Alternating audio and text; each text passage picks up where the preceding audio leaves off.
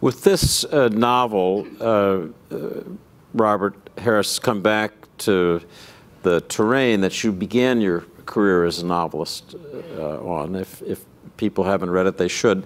Fatherland was your first novel, and it's an alternative history that imagines that Hitler, the Germans, had won. And it makes you think in a deep and contrarian way about these events. And I want to ask you about what happened to Germany in this story of Nazism, which Munich is one landmark, but there are many, and how it happened. And I want to pose the question to you this way. In February of 2016, as our presidential campaign was beginning to go haywire, I was in Munich. And I was walking those beautiful streets and looking at the magnificent Baroque architecture of restored Munich.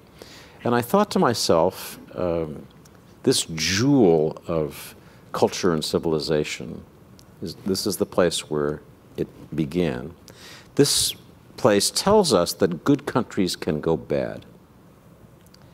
And that was a powerful feeling in February 2016. It's more powerful today. I don't want to make this a political conversation.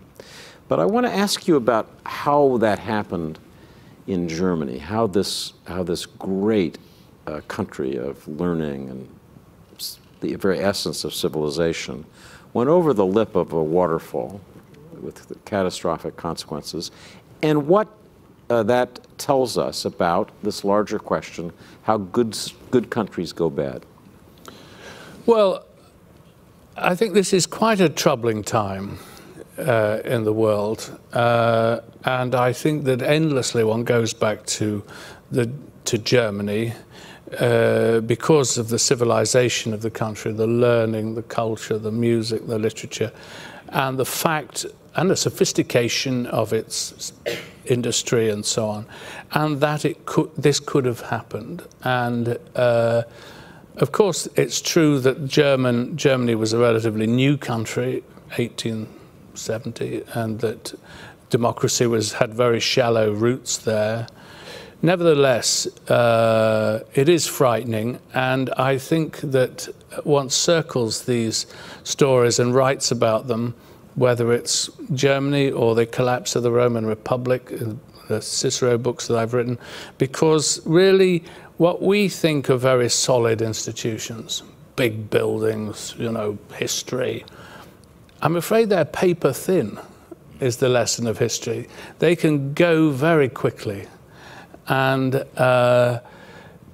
there's a book by Hugh Trevor Roper called The European Witch Craze of the 16th and 17th centuries, and he asks a very fundamental question in that.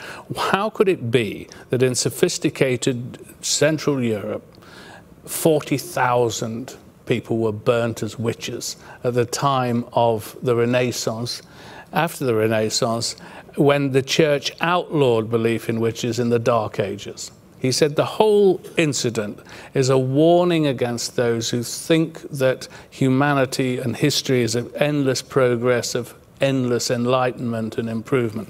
It simply is not. The Roman democracy was highly sophisticated, centuries old, and in the space of 30 years or so, it simply collapsed. And the story of what happened in Germany fits into that pattern. And we have to constantly be on our guard and looking out, and being concerned about threats to what we take for granted, frankly, because the natural state of humanity is not to have liberal democracies in which everyone can say whatever they like.